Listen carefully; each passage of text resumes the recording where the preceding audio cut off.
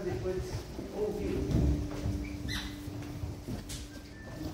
Nesse momento que aqui estamos reunidos em nome do Cristo, que possamos nos permitir que as bênçãos que agora estão sendo derramadas sobre nós possam penetrar em nós, nas nossas células, nos nossos sentimentos, nos nossos pensamentos, para que tudo possa entrar em harmonia maior, para que todos nós possamos sentir que estamos saudáveis, felizes, fortalecidos, encorajados, esperançosos nos nossos projetos materiais, nos nossos projetos espirituais, nos nossos projetos individuais, coletivos.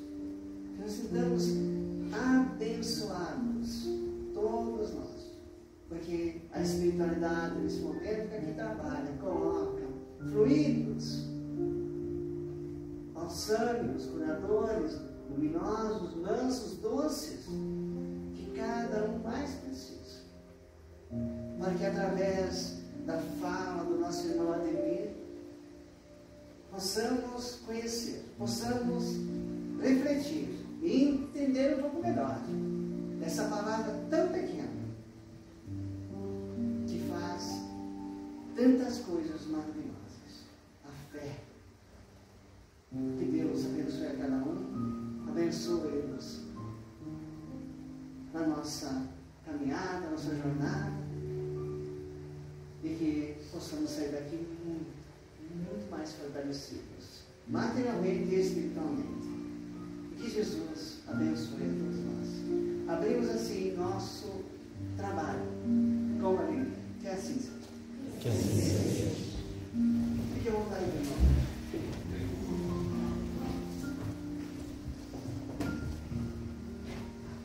Boa noite, pessoal. A gente se emociona com as palavras do Carlos, né? Porque como é bom a gente se sentir bem acolhido, né? Quando chega em uma casa, em algum lugar, e encontrar rostos conhecidos, alguns que eu conheci agora, no final de semana, um pouquinho mais.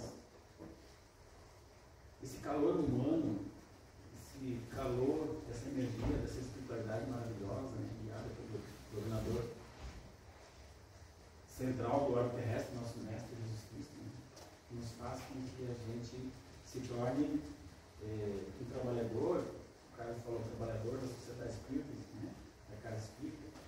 Eu diria que eu sou um rapazinho um pouquinho esforçado, e cada dia eu procuro me esforçar mais, porque somos todos seres indignados, inclusive esse que está falando. Talvez eu seja até mais indignado que muitos dos que estão sentados aqui nesse momento. E ao falar isso, eu quero dizer, tudo que eu proferir de palavras erradas no lance de hoje, a culpa é minha. Os erros são meus, e tudo que vocês absorverem, que vocês gostarem, é da espiritualidade que está presente, de Jesus. Quero fazer aqui uma pequena menção à Ana Laura Rodrigues, como ela disse, né? Da outra vez, da última vez que eu subi ela me puxou a orelha, o papai não enviou um beijo para ela.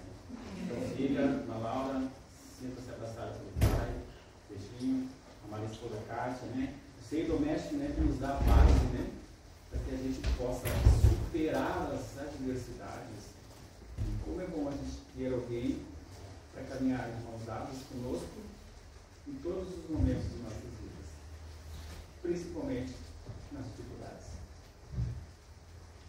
Então, que a gente possa na noite de hoje ser então, um porta-voz da espiritualidade, que eu possa contribuir um pouquinho e que eu possa trazer, através do campo intuitivo, da fala, alguns esclarecimentos, mas que a espiritualidade possa também colocar algumas dúvidas em nossa cabeça.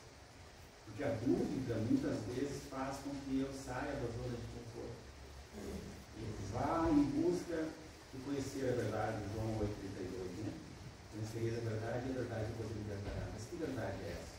A verdade dos homens ou a verdade do Criador, do Pai? E o tema que a gente escolheu, quando fomos convidados pelo casa para vir aqui, e obviamente que isso vem do campo intuitivo, o poder da fé, e por incrível que pareça, né, num momento tão importante para muitas famílias que foram acometidas por essas situações urgentes, desligamentos, mas também para aquelas famílias que não foram acometidas e que entenderam que a gente pode fazer um pouco mais. E a nossa cidade, assim como todas as demais que foram atingidas, eu tenho certeza, está sendo muito privilegiada pelo Criador. Porque não falta ajuda humanitária em todos os sentidos. Desde voluntários para ajudar na limpeza das casas, alimentação, agasalhos, roupas, um abraço, uma palavra de conforto. E de antemão eu quero agradecer as pessoas dessa comunidade, dessa casa, e algumas pessoas que não fazem parte do Circuito de Libertação, que montaram um grupo de voluntários e desceram no final de semana, e foi muito legal, trabalharam muito, né? Mas foi muito gratificante. Por isso que todos nós saímos de lá um pouco diferentes. Talvez valorizando mais a nossa caminha quente, o nosso banhinho, talvez economizando um pouquinho a água na torneira ao fazer uma atividade dentro de casa, talvez se aproximando mais de Deus. E tenho certeza que Ele é que guia o nosso caminho.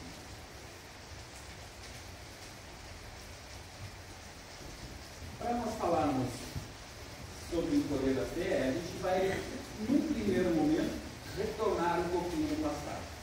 Porque somos todos seres viajantes, né? Já assumimos várias situações reencarnatórias e, com certeza, nós estivemos dentro desse contexto que a gente vai procurar comentar na noite de hoje. Se nós formos para o dicionário, a gente vai ver que a palavra fé, no sentido feminino, simboliza uma crença religiosa, um conjunto de dogmas, são dogmas, verdades, né? Cada religião, cada crença tem as suas verdades. Doutrina que constitui um culto, firmeza na execução de uma promessa ou compromisso. Trazendo para o nosso meio, da doutrina espírita, a doutrina dos espíritos, né? A gente procura trabalhar mais a fé racional, sermos mais racionais. Embora em muitos momentos nós somos uma fera, né? Cada um de nós, em algum momento, a gente dá uma deslizada, e aí a gente assume a passagem de São Francisco de Assis que fala do lobo de Búzio, né? Qual dos dois lobos nós alimentamos na nossa vida dentro de nós? O lobo bom ou aquele feroz? E trazendo para a etimologia da palavra, ela vem do latim fides, fidelidade. E é comum a gente ver em alguns para-choques de caminhões, algumas frases prontas, que diz assim que Deus é fiel, né? E é, realmente, Ele é fiel. Mas será que eu sou fiel a Ele? Será que eu busco fazer as vontades do Pai? Do grego pistia, acreditar. Aí que está uma questão muito importante, acreditar. Acreditar não quer dizer que eu tenha que depositar nas mãos de Deus, pedindo que Ele resolva todas as minhas cozinhas, todas as minhas adversidades.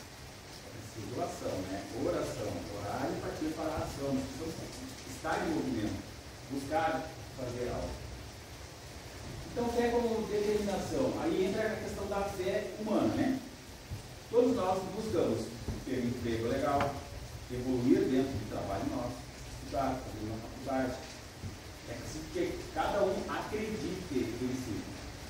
E nós temos que ter isso em mente. Nós somos capazes, nós podemos. Embora muitos de nós, ou até mesmo eu em um momento, nós entramos no campo da vítima, né? Nós nos vitimizamos.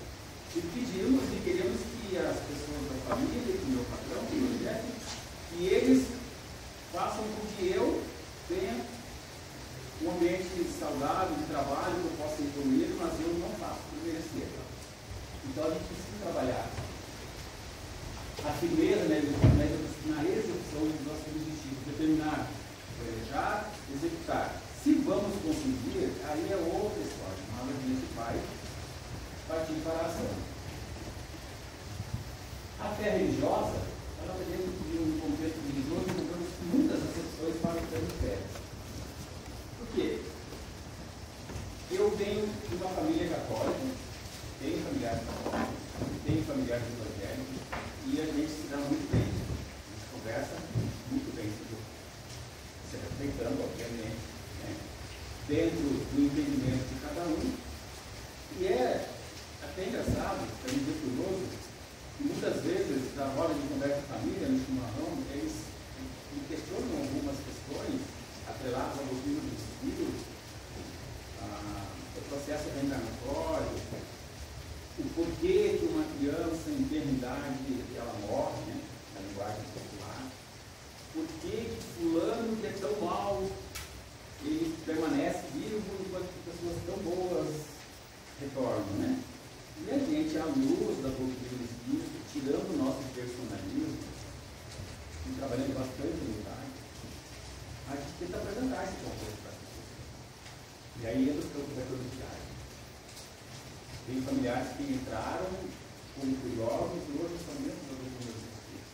Se sentem muito bem e encontraram respostas, assim como eu. Então é preciso que a gente entenda o contexto da nossa escolha religiosa, de onde quer que eu esteja. Mas só entender não é o suficiente. A gente precisa partir para a ação. Se eu estou dentro da congregação católica, evangélica, protestante, eu preciso viver ali dentro. Eu preciso me dedicar ali dentro. Eu preciso colocar a minha energia, a minha ação. Eu preciso estar em movimento. Eu preciso dar um encontro no Evangelho de Jesus. Porque Jesus ele está em todos os lugares, em todos os tempos religiosos. E não é porque o padre disse, ou o pastor disse, ou o orador espírita disse que eu vou acreditar. Eu tenho que aí fazer um filtro entrar para a questão racional, estar até raciocinado, né? Para que a gente possa então entender e não executar a chamada fé cega. O cavalo do padeiro, né? Tapa-olho aqui, que ele está acostumado a fazer sempre o mesmo trajeto. E sequer olha para a beleza que tem os lados. Muitas vezes nós somos, em alguns momentos, o cavalo do padeiro. A gente faz o mesmo caminho para ir para o trabalho, a gente faz o mesmo caminho para vir para a casa espírita, mas a gente caminha em linha reta sem observar as belezas de uma casa, de um jardim. Dá um bom dia para a pessoa que passou por um caminho. A evolução da fé. Lá no período, e aqui há uma subdivisão, né, da pedra lascada, da pedra bruta, mas a gente vai ver a pedra polida. Aqui o homem ele passa a ser uma pessoa que busca a magia, a crença na magia, ele busca possuir sentimentos religiosos, ele passa a enterrar os mortos, ele passa a proteger os túmulos com pedras, ainda na questão da caverna, da caça, uma coisa mais bruta, mais selvagem, mas já é o início de um caminhar, é uma preparação para chegar onde nós estamos hoje, que é a fé raciocinada. Um pouquinho mais adiante, a gente já vai ver que a fé em uma religião primitiva baseava-se nos fenômenos da natureza, o Deus do fogo, raio, trovão. A crença na vida após a morte surgiu nesse período. Então aqui já entra a crença nos ancestrais, a preocupação, de alguma forma querer saber o que acontece com o meu ancestral, com o meu parente, morreu. Há um questionamento, mesmo nas questões limitadas. E o homem sai então dentro da caverna, ele passa a produzir o seu alimento, ele passa a construir lavouras.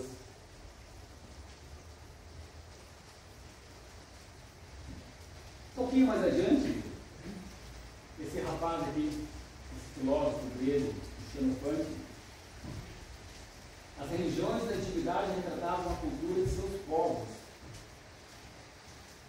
O homem passou a criar deuses conforme a imagem e semelhança. E aí aqui a gente faz uma confusão quando a gente lê no Evangelho de Jesus, quando imagem e semelhança de Deus. Mas como assim a imagem e semelhança de Deus? Nós somos co-criadores, nós somos pessoas que podemos criar algo bom ou não. Nós somos seres racionais, nós sabemos discernir, ou pelo menos devemos saber o que é certo e o que é errado. E a partir disso, fazer uma escolha. A crença nos diversos deuses, né? Politeísmo. Mais adiante nós temos os egípcios, também uma fé politeísta, em que os faraós eram considerados a personificação dos deuses, né? Eles eram tidos como os deuses, eles se davam esse título. Os sacerdotes, uma classe muito culta, que dominava o meio político, ou seja, o povo era conduzido, o povo era massa de manobra nessa época. Na Grécia, os deuses representavam força, fenômenos, também impulsos, as paixões humanas, né? A deusa do amor, Deus disso, Deus daquilo. Né? E aí existiam os semideuses, que eram as entidades, como os sátiros, ser corpo metade humano, metade void, e as ninfas, espíritos femininos dos bosques, das águas e das flores. Mas no período da antiguidade, o primeiro grande passo para a evolução da fé, quem nos apresentou foi o povo hebreu. Deixamos de acreditar em vários deuses e passamos a ter um Deus único.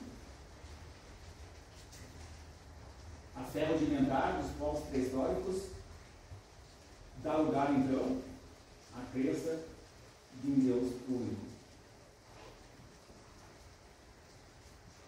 E aí chega, então, o cristianismo através do nosso Senhor Jesus Cristo, e quando ele diz que eu sou o caminho, a verdade e a vida, e porque ninguém chega ao Pai senão por mim, mas não é que nós precisemos nos reportar a Jesus. Nós temos que entender esse ninguém chega ao Pai senão por mim, no sentido de que eu preciso aplicar o Evangelho de Jesus na minha vida para que eu possa, de certa forma, me aproximar realmente do Pai, do Criador. E aqui entra então o grande passo, ou o segundo passo para a evolução da fé, que é dado pelo cristianismo. A fé é o firme fundamento das coisas que se esperam e a prova das coisas que não veem. Firme fundamento das coisas que esperam. O que eu espero na minha vida? Eu vou esperar de estar sentado, pedindo que as pessoas façam as coisas por mim? Ou eu vou em busca do movimento, da ação, da atitude, fazer por merecer? Das provas das coisas que não veem, aquilo que eu não consigo resolver, aquilo que eu não consigo fazer com que se resolva, aí sim eu acredito e deixo nas mãos de Deus e aceito a sua decisão, independente qual seja. Então a fé ela passa de uma questão de submissão à esperança. E por isso que a gente viu e está vendo isso na São Sebastião, para falar do nosso quintal. Nessa questão da questão das enchentes, quando a gente conversa com as pessoas, os voluntários que estiveram lá, que puderam conversar com as pessoas, abraçar. As pessoas que esperançosas. Olha, muito bem, a gente vai construir. Foi bom, porque eu não preciso de todos aqueles móveis, eu não preciso de todas aquelas roupas, eu não preciso de todos aqueles calçados. Eu preciso aprender a conviver ou a viver um pouco menos das questões materiais.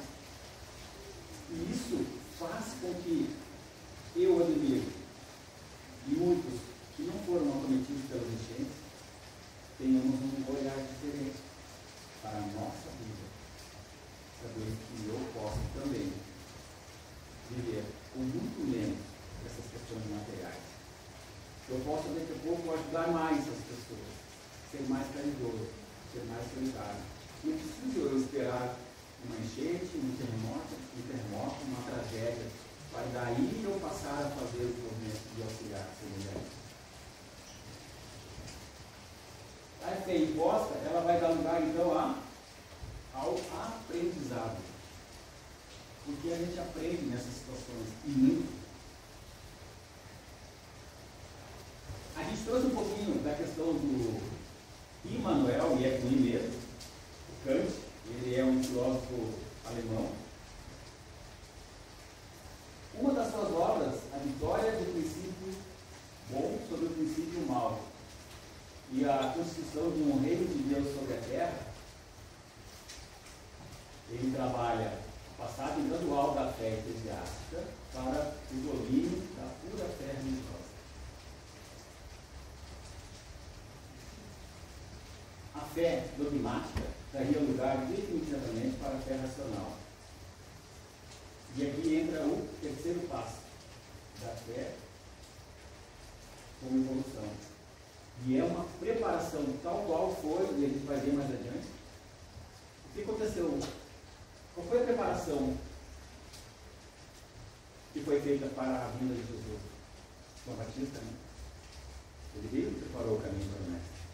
Então, numa comparação um pouco pequena, nós podemos dizer que o iluminismo veio preparar o caminho para a doutrina espírita, para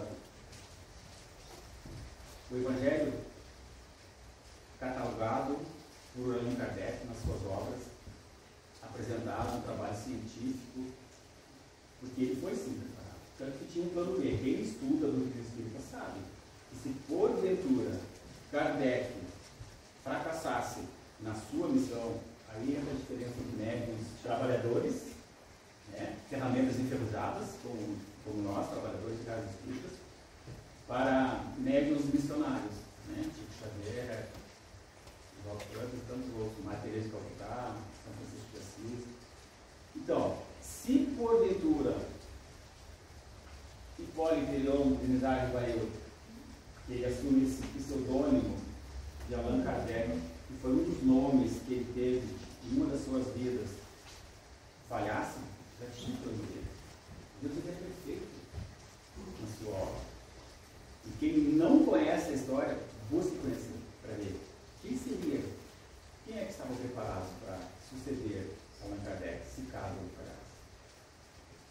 A gente dá a vara, mas não dá o peixe, né? Então vamos pescar essa informação, e daí é uma forma da gente estudar também. O poder da fé para a doutrina espírita. Tem uma passagem,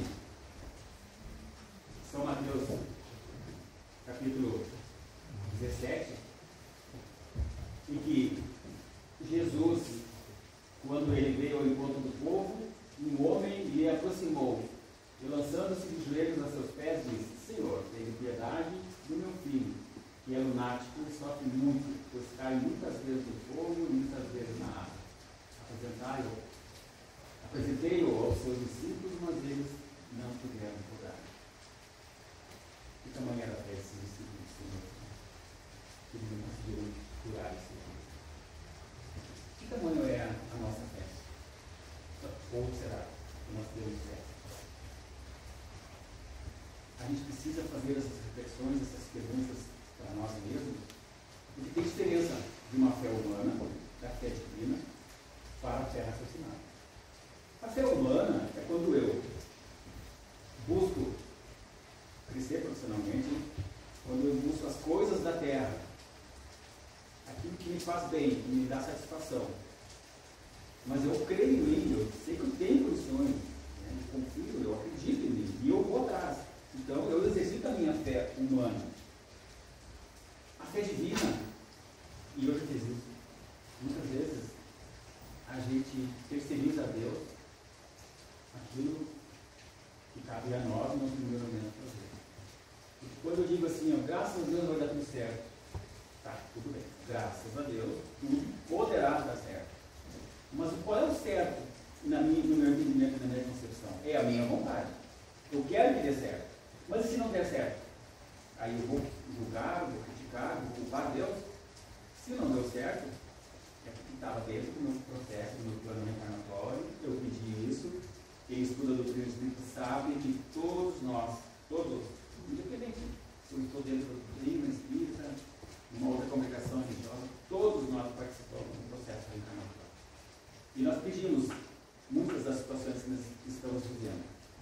Aí a gente não vai entrar no campo das provas, nós temos provas, e faltou o tema expiações. As provas são aquilo que nos é apresentado para a gente ter discernimento, usar o livre-arbítrio e fazer escolhas, dentro do que é certo e do que é errado. E muitas vezes eu mesmo busquei caminhos errados. Até que de tanto cair, bater o dedo na pedra, machucar o joelho, a gente aprende. E o que são as expiações? As expiações são aquelas dívidas que eu sei que eu sou devedor, mas que eu não quero colocar na minha plancheta lá da reencarnação. Eu quero jogar para baixo do tapete.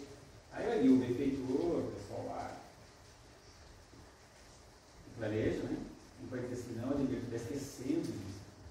Não, mas não, vai. Agora você vai ter que passar por isso. Aí entram as doenças, várias situações nas nossas vidas. Então, são expiações de provas. Um pouco dessa diferença. E Jesus responde então: ó raça incrédula, depravada, até quando estarei convosco? Porque Jesus já sabia.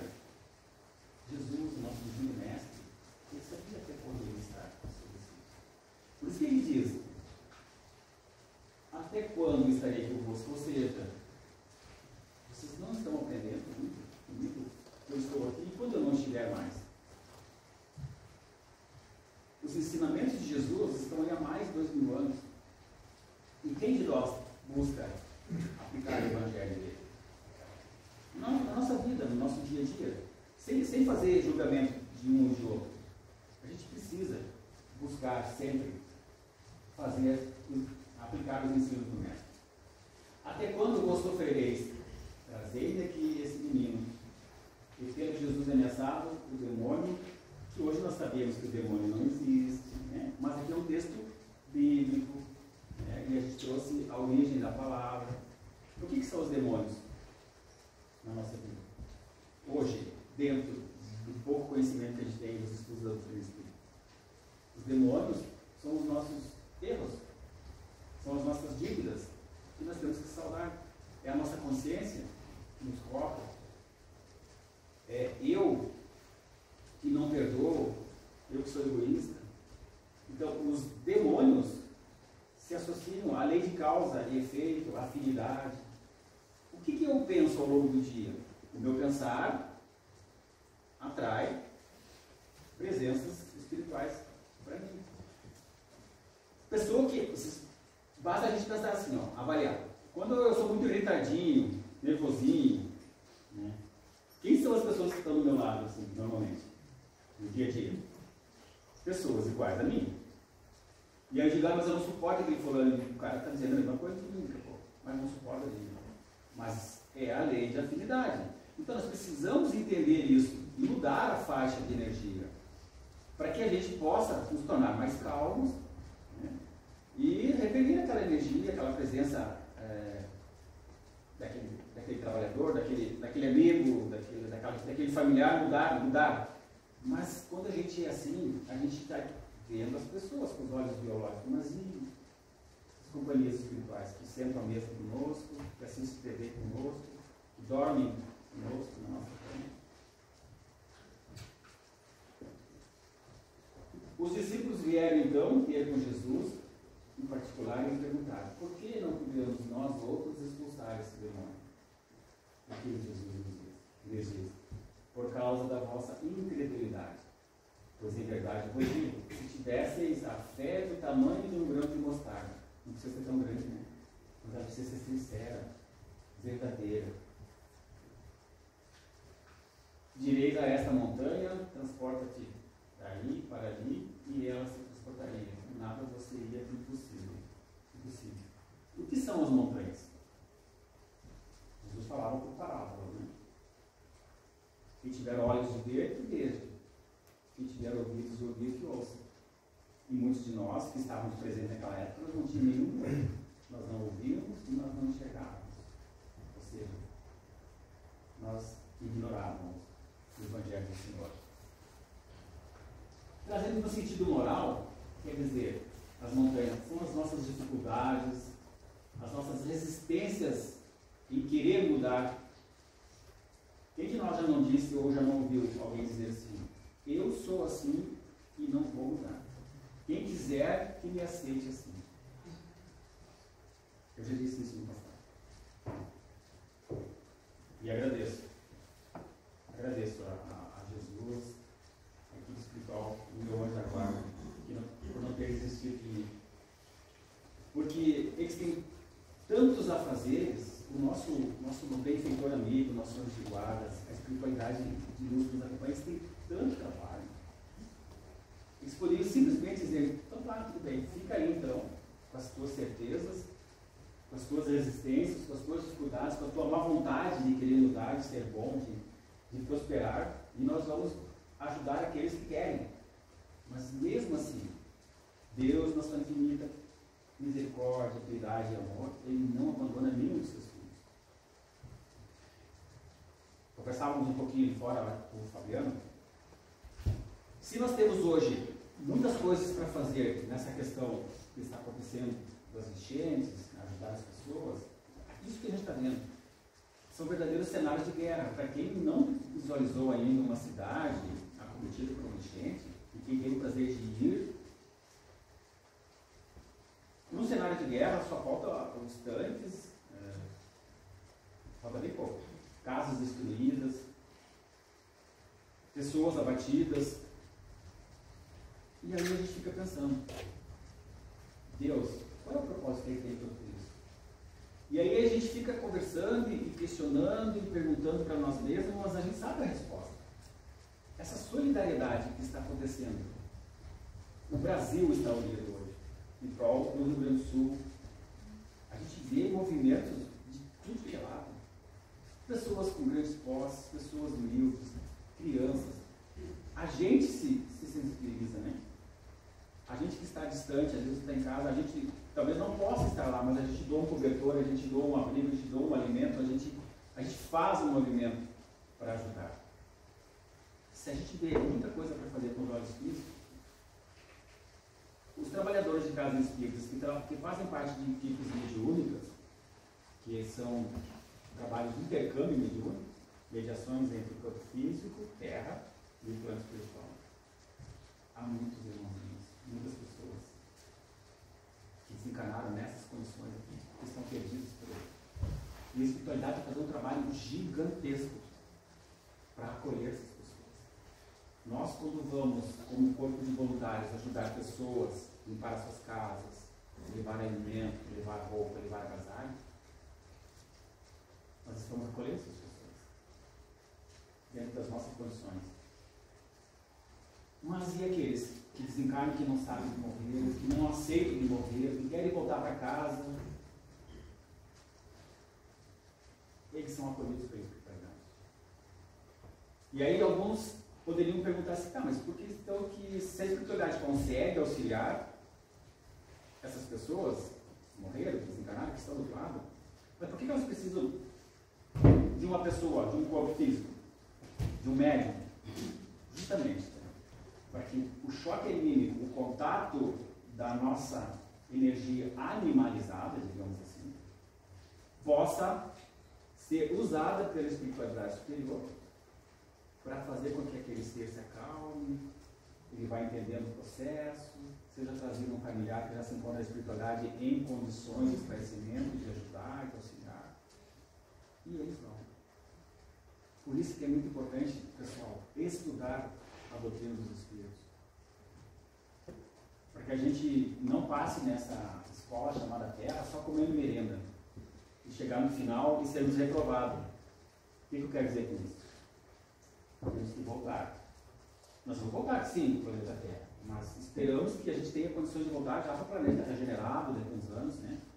Mas se nós perdermos a nossa reencarnação, fazendo coisas erradas, vivendo de forma errada, vivendo apenas os prazeres da Terra, do mundo, talvez a gente não tenha nem merecimento de reencarnar no planeta Terra já regenerado. Talvez a gente possa descer na casa do meu pai há muitas moradas, Jesus diz, né? Talvez nós tenhamos que descer um degrauzinho e por uma casinha inferior ainda, para que com a nossa pequena inteligência a gente possa, além de evoluirmos, ajudar ajudar aqueles que estão lá, num grau intelectual bem abaixo do meu ainda. É preciso acelerar o passo, buscar o entendimento e o esclarecimento.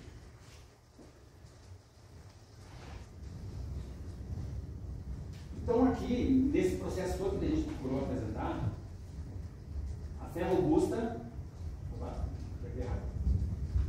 a fé robusta dá a perseverança, a energia e os recursos que nos faz vencer os obstáculos, assim nas pequenas coisas e nas grandes também. Então a nossa fé raciocinada, de saber distinguir o que é certo e o que é errado, comparado sempre com o Evangelho de Jesus, saindo do personalismo das pessoas que têm o dom da palavra, aquelas falas eloquentes, né? Gritarias, poder de persuasão, ou até mesmo as falas mansas. Porque não é só quem fala, os oradores de forma eloquente, né, que tem o poder de dirigir uma massa, mas quem fala mansamente, dentro de um campo de vaidade, se julgando o narcisismo, né? Eu sou a pessoa certa, eu sei tudo, e eu tento entrar na mente das pessoas e fazer com que elas sigam o meu pensamento, o meu raciocínio, a minha linha de pensar. Tomemos muito cuidado. Sempre confrontar com o Evangelho de Jesus tudo o que chegar a nós.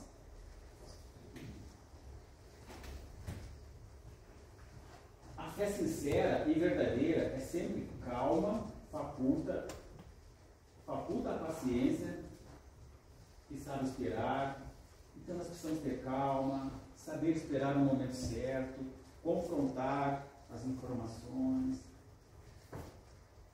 Numa conversa com o nosso cônjuge, com um amigo, com o chefe, muitas vezes nós queremos impor a nossa verdade absoluta.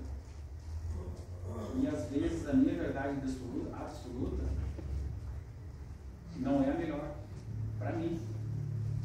E surgem tantas pessoas boas em nossas vidas tentando fazer com que a gente saia desse círculo vicioso de achar que nós somos a última bolachinha do pacote,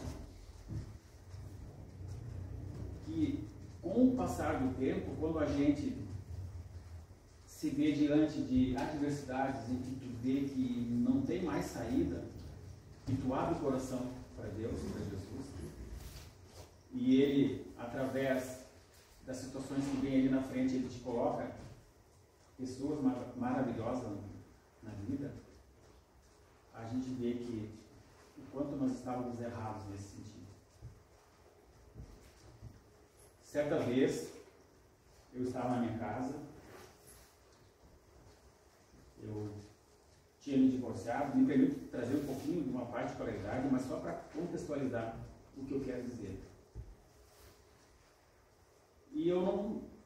Foi dentro da doutrina espírita, na Sociedade Espírita em Busca da Paz, que eu encontrei a minha paz, literalmente. Porque eu vivia em confusão comigo mesmo, com as minhas emoções, com as minhas verdades. E quando eu decidi ser paciente, saber esperar e abrir o coração para Deus e dizer assim: Mestre, eu gostaria de estabelecer um vínculo contigo, uma aliança. Só te peço, me dê a oportunidade de reconstruir uma família. Eu não pedi para ele o tipo de perfil de pessoa que eu queria, eu não pedi para ele questões materiais. E aconteceu? E aconteceu. E estão lá em casa, as duas pessoas hoje. Ana Laura, e dentro desse processo reencarnatório que todos nós temos, por isso que nós temos que prestar atenção na família. A maioria das expiações está dentro da família. E a gente acha que está lá fora. É dentro da família que estão os verdadeiros ajustes, as dívidas. Porque se lá atrás, daqui a pouco, eu cometi um crime contra uma pessoa, por exemplo, eu matei uma pessoa,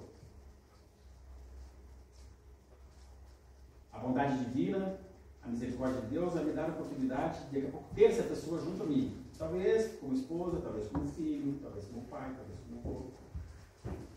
E eu não suporto aquela pessoa, eu não me dou bem com aquela pessoa, mas é ali que está o ajuste.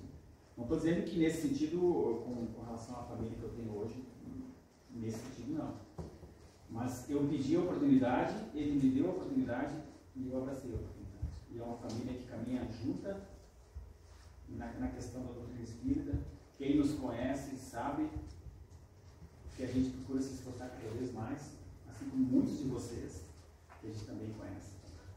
Então a gente precisa pedir, peças e receberás, basta abrir a porta se abrirá, né?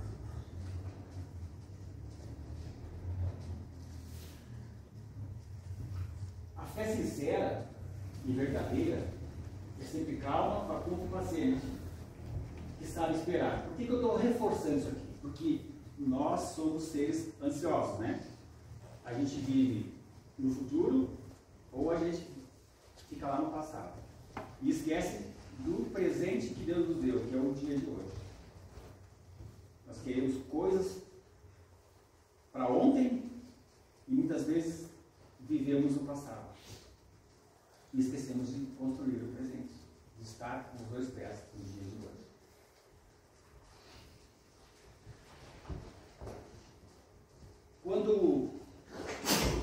Quando Jesus encontra a mulher samaritana lá no poço, e ele diz, mulher, dá-lhe de beber. Quem conhece a passagem, é muito bonito. E aí trava-se um diálogo. Jesus já conhecia toda a história dela, né? Assim que ele conhece cada um de nós. Ele conhece cada um de nós. E nós teimamos em querer enganar Jesus, né? Ludibriar, mas tudo bem. Ele até brinca com a gente, vou entrar na sua jogada, entender o que acontece, tanto vai, né? Quando ele diz, mulher, dá-lhe de beber, aí estava todo aquele diálogo, ele já conhecia o histórico dela, né?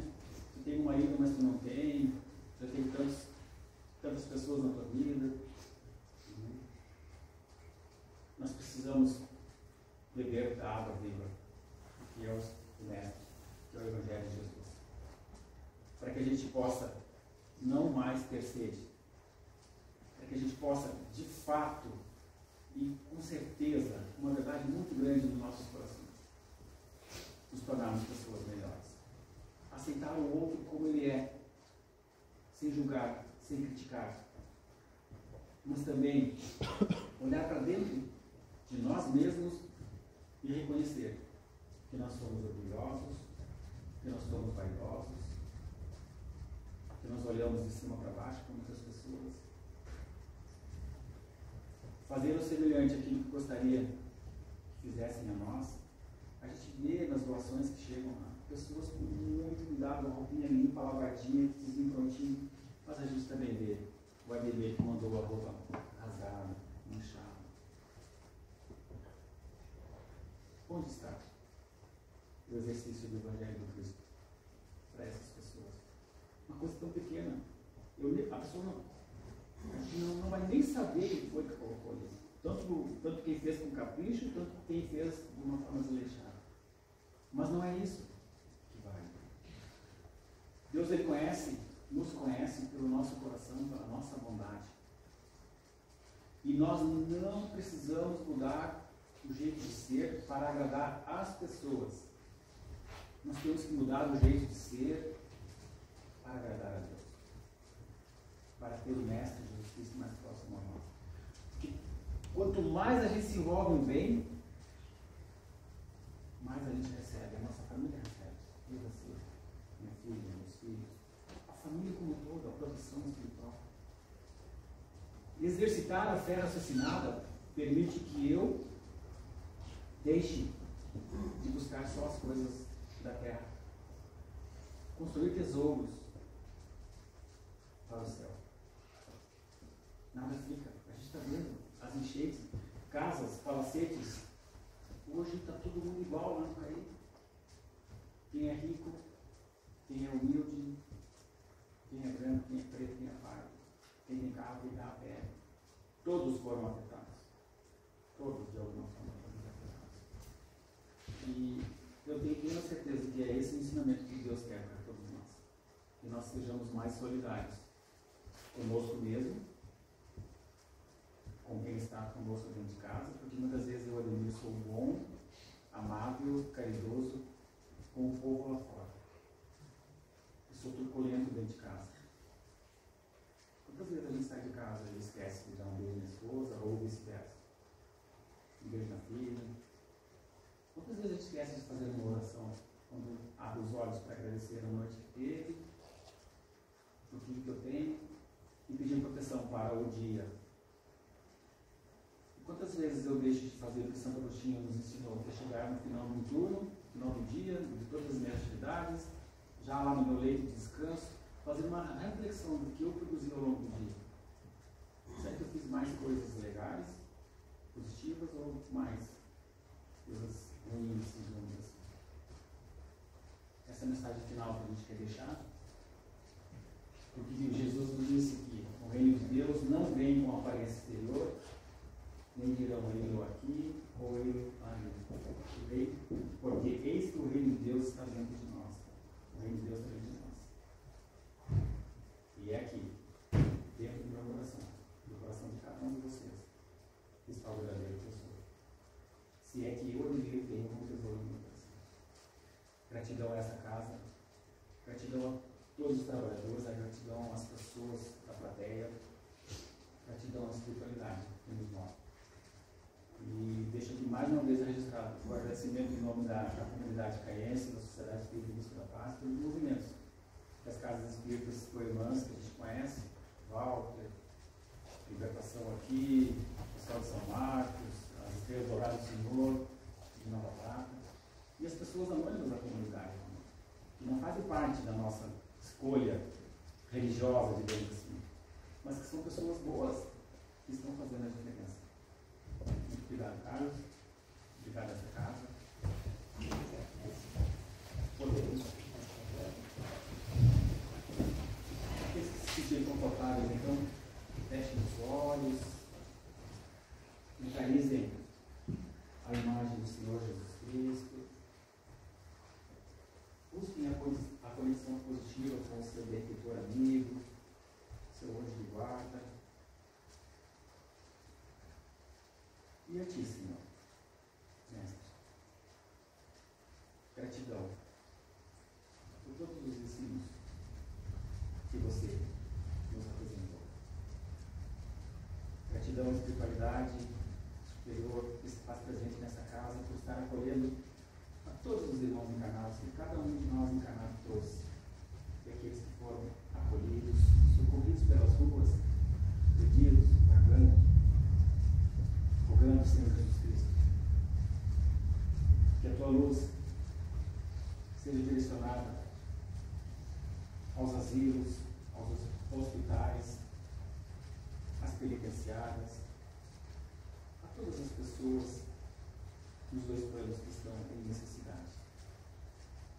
Que os esclarecimentos cheguem a cada uma dessas pessoas. Que a nossa Mãe Santíssima, Maria de Nazaré, que com o seu amor e o seu grupo de socorristas possa também auxiliar no acolhimento, no aconchego daqueles que estão em necessidade. Que Deus, na sua infinita bondade e misericórdia, continue